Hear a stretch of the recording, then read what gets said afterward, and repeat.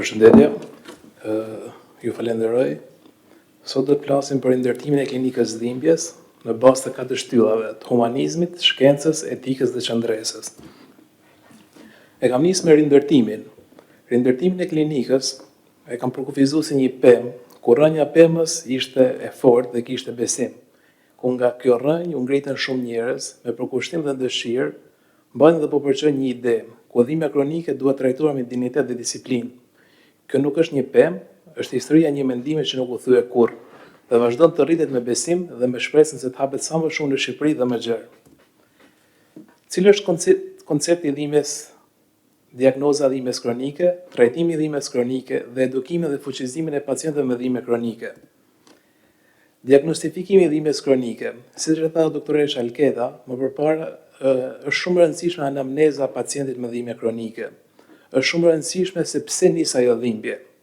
Duhet bërë një vlerësim i plotë i historisë së dhimbjes dhe faktorët që ruajnë atë, kohëzgjatja, intensiteti edhe ndikimi në aktivitetin e përditshme. Duhet shohim përdorimin e metodave të përshtatshme për të dalluar nëse dhimbja ka komponent fizik, psikosocial, dhe duhet të bëjmë investigime të arsyeshme që të shpjegojmë se pse dhimbja mund të vazhdojë edhe pa një dëmtim të dukshëm. Si bëhet trajtimi i dhimbjes kronike? Tek slajdi kam nxjerrë disa foto ku trajtimi i dhimbjes kronike bëhet me medikamente, procedura invazive, stretching i personalizuar dhe mbështetje psikoemocionale. Tek figura parë është fizioterapisti që me anë e stretchingut ndihmon pacientët me dhimbje kronike. Stretchingu është një etapë shumë e rëndësishme për trajtimin e dhimbjes kronike, sepse postura ndikon njerëzisht shumë tek dhimbja kronike. Pastaj kemi edhe procedura të tjera në skaner dhe në eko ku kapen ganglionet përgjithëse për dhimbjen kronike. Edukimi dhe fuqizimi i pacientit. Edukimi dhe fuqizimi i pacientit ka një rol shumë të rëndësishëm në trajtimin e dhimbjes kronike. E para është nxjerrja e pacientit nga roli pasiv. Pacienti do kthehet nga aktor në spektator. Domethënë, pacienti me një dhimbje kronike nuk duhet të qëndrojë tek strofulla vet, duhet dalë nga ajo. Është mësimi i strategjive korrekte për menaxhimin e dhimbjes duke përfshirë aktivitetin e përshtatur, teknika relaksimi dhe zbulimin e mënyrave më të mira për të përballuar stresin apo emocionet të forta, pa u fokusuar vetëm tek dhimbja. Është edhe edukimi i hershëm i pacientit për vetë menaxhimin, ndikon tek trajtimi që të jetë sa më efektiv dhe të mbështetet vetëm në përpjekje për të eliminuar dhimbjen. Unë personalisht si fizioterapist ju them gjithmonë pacientave, bëj atë që të do trupi, mos u kufizo. Ke dhimbje jepi para. Është shumë rëndësishme gjendja psikoemocionale e pacientit tek trajtimi i dhimbjes. Shtyllat kryesore të klinikës së dhimbjes e kam ndarë në 4 shtylla kryesore, ku është Nën Tereza, shkenca, legjenda Xhexhelezaliz dhe kanuni i Lek Dukaxhinit. Do të vazhdojmë me Nën Terezën. Nën Tereza e dim gjithë se ishte një murgesh që doli nga kongregata për të trajtuar dhimbjen kronike, dhe është e vetmja femër që doli për të trajtuar dhimbjen. Trajtimi i dhimbjes kronike përpara çdo ndërhyrje klinike fillon me aftësinë për të besuar dhe për të kuptuar njërin që vuan. Empatia në këtë rast nuk është një shtesë emocionale për çështje terapeutik, por themeli mbi të cilën ndërtohet çdo marrëdhënie, që ka si objektiv lehtësimin e dhimbjes. Pa empati, dhimbja reduktohet në simptom, me empati ajo kuptohet si përvojë dhe përjetim njerëzor. Një qasje humane krijon kushtet e nevojshme për besim, siguri dhe bashkëpunim aktiv nga ana e pacientit. Nën Tereza, e cila shifte vujtjen jo si dobësi, por si thirrje për aftësi, prani dhe përgjegjësi morale, duke na mësuar se dhimbja nuk kërkon gjithmonë shpjegim të menjëhershëm, por së pari kërkon të dëgjohet dhe të pranohet. Ky qëndrim përbën bazën etike të një çështje terapeutike që e vendos njeriu përpara simptomës. Nën Tereza kishte diçka, vendoste dorën te gjithë pacientat, te gjithë njerëzit. Vendoste dorën tek ankesa e pacientit ashtu si Nën Tereza vendoste shpirtin te vujtjet e smurve. Sot fatkeqësisht mjekët e shohin pacientin si një figurë. Është shumë rëndësishme që të vendoset dora tek pacienti. Ta vendosësh dorën sepse i jep një qasje komplet ndryshe. I jep një qasje ku dikush është me atë.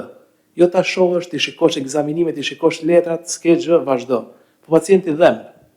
Edhe dhimbja duhet të palpohet, duhet të shikohet se ku dhem. Është shumë e rëndësishme. Shkenca. Këtu jeni gjithë mjekë dhe ju e dini më së miri se si bëhet trajtimi medikamentoz i dhimbjes. Trajtimi i dhimbjes kronike nuk është vetëm është simptomatik, por i bazuar në shkencë dhe qasje multidisiplinare. Është tek neuroshkenca e dhimbjes, dhimbja kronike nuk është vetëm një sinjal nga endi dëmtuar. Ajo përfshin ndryshime që në sistemin nervor qendror dhe në sistemin nervor periferik.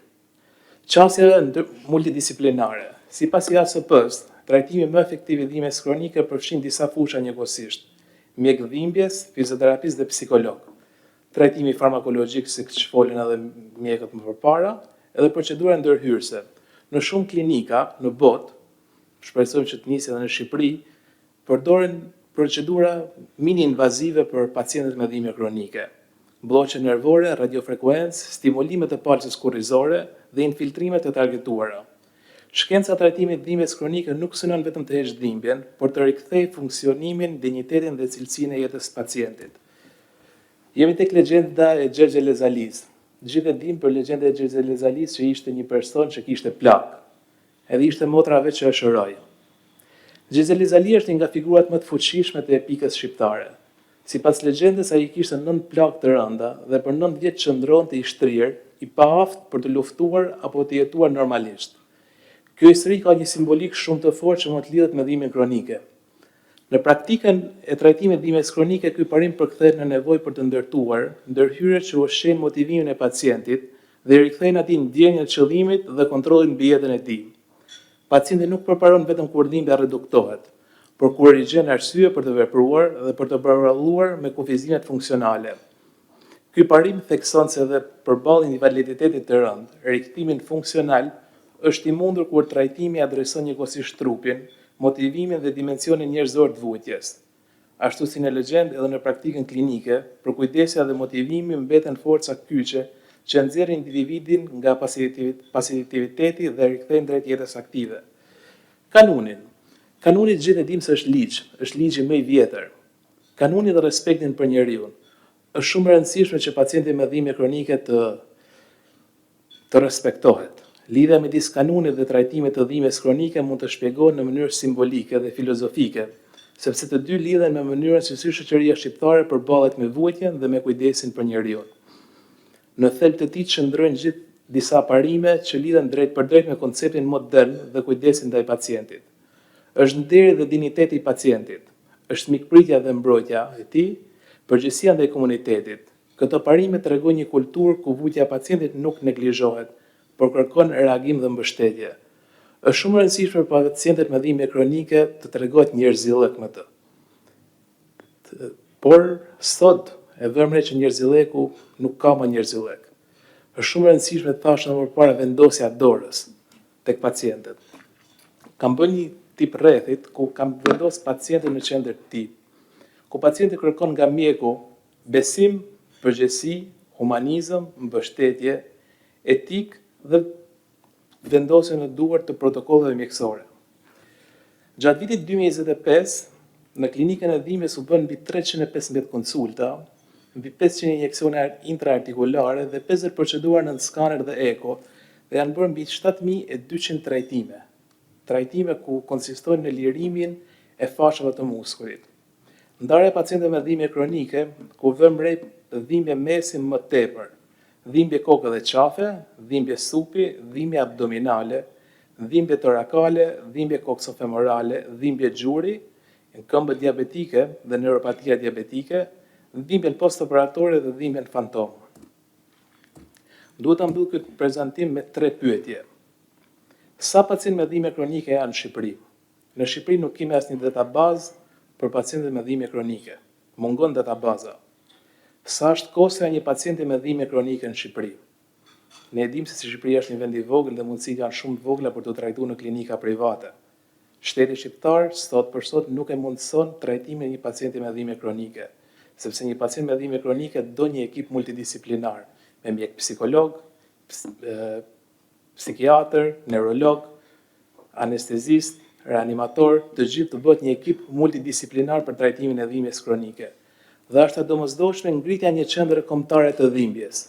Në gjithë shtetet europiane dhe botërore ka një qendër kombëtare të dhimbjes, ku personat në momentin kur dështon terapia drejtohen pranë një qendre kombëtare të dhimbjes për gjetë shkakun e dhimbjes dhe trajtimin më të duhur të saj. Faleminderit.